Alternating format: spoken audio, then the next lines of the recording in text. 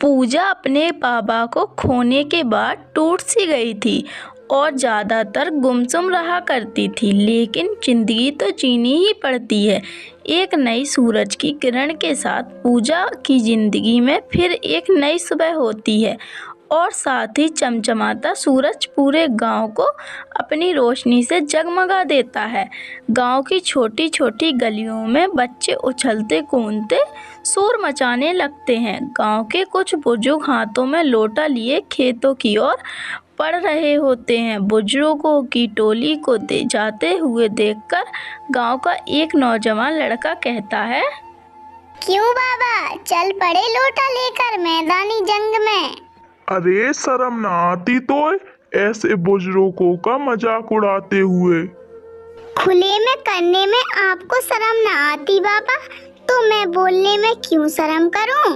मैं तो कहता हूँ थोड़ा संभल कर जाना खेतों में, कहीं अपने काम पर जाते वक्त किसी दूसरे के काम पर पैर न पड़ जाए।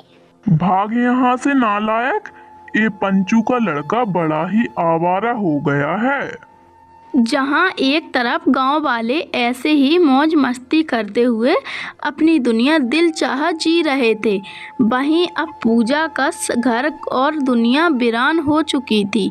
पूजा नींद से जागती है कि तभी अचानक फिर से उसके सर का निशान दर्द होने लगता है। पूजा अपनी आंखों को मीचे उस दर्द को सहते हुए कहती है, ये दर्द, अब क्या होने वाला है। ये सब क्या है, कौन है वो लड़की जो कि शादी के जोड़े में पुल से कूदने वाली थी। हो ना हो ये पुल गांव की शुरुआत की नदी पर बना पुल है। मुझे इस बार कुछ गलत होने से पहले ही रोकना होगा। पूजा अब उस लड़की की किस्मत की लेख को बदलने के लिए भागती है। वो बिना कुछ सोचे समझे बस गांव की शुरुआत की और भागती जाती है, लेकिन अचानक ही उसकी टक्कर एक तेज रफ्तार की गाड़ी से होने वाली थी। पर कुछ पूरा होता उससे पहले ही गाड़ी बैठा हर्ष अचानक से गाड़ी रोक देता है और तुरंत गाड़ी से निकलकर पूजा से कहता है, अरे ठीक तो हैं आप, और आप तो वही हो ना आलोक जी की बेटी। आप इतने जल्दबाजी में कहाँ जा रही हैं? मैं आपके दिए गए चेक को कैश कराने जा रही हूँ। बुट, अभी मेरे पास तुम्हारे साथ बर्बाद करने के लिए समय नहीं है। प्लीज सामने से हटो, मुझे किसी की जान बचाने जाना है। इतना कहकर पूजा वहां से आगे की ओर भागने लगती है। तभी हर्ष उसको पीछे से आवाज देते हुए कहता है, तुम्हें जहाँ भी जाना है मैं छोड़ देता हूँ। पैदल भागने से तो जल्दी ही पहुँचा दूंगा, और तुम्हारे बाबा को तो मैं ना बचा सका, पर शायद जिसे तुम बचाने जा रही हो वो बच जाए। पूजा को भी यही लगता है और वो जल्दी से हर्ष की गाड़ी में बैठ जाती है और हर्ष के बैठने के बाद उससे कहती है, जल्दी से गांव के शुरुआत के पुल पर ले चलो, जल्दी। हर्ष गाड़ी को तेज रफ्तार में भगाते हुए पुल के पास ले आता है।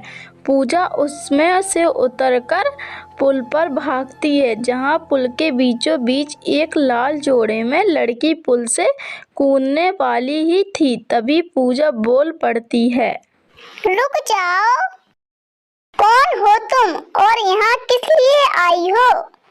तुम ऐसे खुद की जिंदगी खत्म नहीं कर सकती। मैं तुम्हें हरगिज़ नहीं करने दूंगी। अपनी आंखों के आगे मैं तुम्हें मरने नहीं दूंगी। मैं जीना नहीं चाहती। जिस इंसान से मैंने 4 साल प्यार किया, आज मेरी उससे शादी होने वाली थी और वो आया ही नहीं। मेरा प्यार हार गया।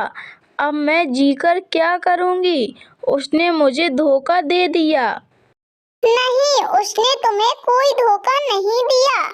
वो किसी मजबूरी के कारण मंडप में नहीं आ पाया, इसलिए उसने मुझे भेजा है। यहाँ पर, ताकि मैं तुमको बचा सकूं, खुद की जान देने से रोक सकूं। क्या ये सच है? मेरे देव ने मुझे धोखा नहीं दिया। मुझे अब जल्दी उसके पास ले चलो। वो लड़की जैसे ही पूजा की तरफ बढ़ने लगती है, तभी अचानक उसका पैर फिसलता है और वो पुल से नदी में गिर जाती है। दूर खड़ा हर्ष ये सब देखकर दौड़कर वहां आता है। नहीं, ये क्या हुआ? मैं इसको मरने नहीं दे सकती, मुझे इसे बचाना होगा।